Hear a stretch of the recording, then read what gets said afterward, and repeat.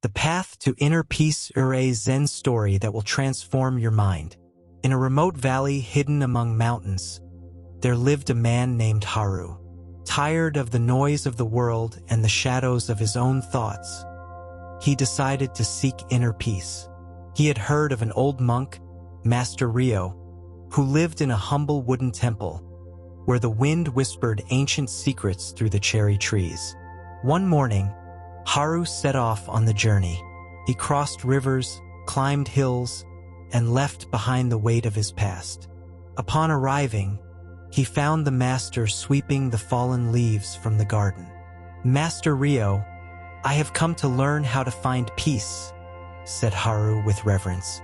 The elderly man smiled and pointed to the ground. "Before we speak of peace, sweep this garden." Although confused, Haru took the broom and began sweeping. Haru swept diligently, feeling the crunch of dry leaves under the broom. As he did, his mind remained restless. Thoughts about his past, worries about the future, doubts about whether he would truly find peace in this place. After a long while, Master Ryo approached and observed his work. "You've swept well," he said, "but there are still leaves on the ground." Haru looked around. The wind was gently blowing, bringing more leaves from the trees. "Master, it is impossible to leave the garden completely clean. The wind keeps bringing more leaves." The old man nodded with a smile. "Such is the mind, Haru. You try to clear it, but new thoughts will always come. It is not about removing everything, but learning to see without clinging to what comes and goes." Haru remained silent. That night, Haru could not sleep. The master's words echoed in his mind like the sound of a river in the mountains. It is not about removing everything. At dawn, he found Master Ryo sitting by a small pond, watching the reflection of the sky in the water. Haru sat beside him in silence. After a while, the master took a stone and dropped it into the pond. Ripples formed and distorted the image of the sky. "Look at the water," said the master. Haru watched how the ripples spread until, little by little, the surface calmed and the reflection of the sky appeared clearly again. "Each thought and emotion is like this stone," continued the master. "When it falls, it stirs the mind. But if you do not try to stop the ripples, they will calm on their own. This is inner peace.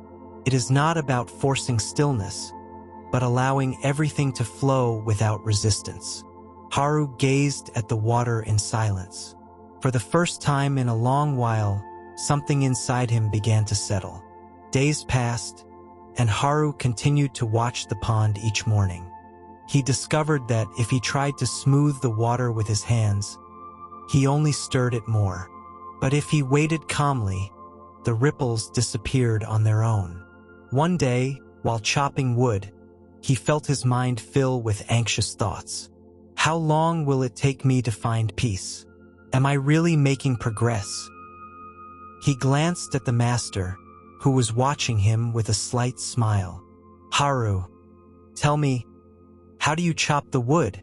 Haru, puzzled, replied, "I strike the log with the axe with strength and precision." "And what would happen if you only thought about splitting the wood without moving the axe?" "It wouldn't split." The master nodded. "Such is peace. You won't find it by thinking about it. Simply chop the wood, simply walk, simply breathe. Peace is not a destination, but the way you take each step." Haru felt his worries fade, like leaves carried by the wind. From that day on, Haru stopped asking when he would find peace and, instead, dedicated himself to each action with full attention. He discovered the softness of the wind on his face, the sound of rain on the wooden roof, the sensation of the ground beneath his feet as he walked. One afternoon, while drawing water from the well, he looked at his reflection in the bucket and was surprised. His face no longer showed the tension it once did. His gaze was serene, like the calm surface of the pond. That night, he approached Master Rio. "Master, I think I am beginning to understand. When I stopped seeking peace, I started feeling it." The old man smiled and nodded. "Peace is not found in another place or another time. It has always been here within you. You just had to learn to see it." Haru closed his eyes and took a deep breath. For the first time in his life, he felt that he was exactly where he needed to be. Days passed, and life in the temple continued with its simple, harmonious rhythm. Haru followed the daily tasks without hurry or impatience. He swept the garden without trying to make it flawless, chopped wood without worrying about the amount, collected water without thinking about how much was left. One day, while walking through the nearby forest, he heard the murmur of a stream. He stopped to watch how the water flowed effortlessly, flowing over stones and branches without stopping or complaining. Then he remembered his old inner struggle, his desire to control his thoughts, his yearning to reach peace as if it were an object he could possess. But now he understood. Peace was like that stream, flowing without resistance, without clinging to anything. Returning to the temple, he found Master Rio meditating under a cherry tree. "Master," said Haru with a smile, "I believe I finally understand. Peace is not something to be reached, but something to be allowed." The old man opened his eyes and nodded gently. "That's right, Haru. When you stop fighting the current, you discover that you have always been floating." The days turned into weeks, and the seasons began to change. The cherry blossoms gave way to the green leaves of summer, then to the fiery red of autumn, until finally, the snow covered the temple with its white mantle. Haru no longer wondered if he had found peace. He simply lived each day as it came, without attachment or resistance. He discovered that life did not need to be understood, only lived. One morning, while sweeping the snow from the path, a traveler arrived at the temple.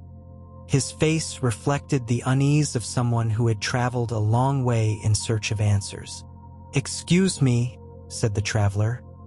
"I've heard that peace is taught here. Can you tell me how to find it?" Haru looked at the broom in his hands and then at the traveler. He smiled gently. "Before we talk about peace," he said, "sweep this path." The traveler, although confused, took the broom and began to sweep. Haru watched him in silence, remembering the day he himself arrived at the temple with the same question. The wind blew softly, bringing new snowflakes that covered the freshly cleared ground. The traveler frowned. "No matter how much I sweep, the snow keeps falling." Haru smiled. "Such is the mind. Thoughts come and go, like snow on the path. It's not about stopping them, but about accepting their dance without attachment." The traveler remained silent, watching the snow fall. Something inside him began to soften. Haru set the broom aside and looked towards the snow-covered mountains. There was no end to this path, only steps taken with attention and devotion. He took a deep breath and felt the peace in every snowflake, in every breeze, in every heartbeat. Everything was exactly as it should be.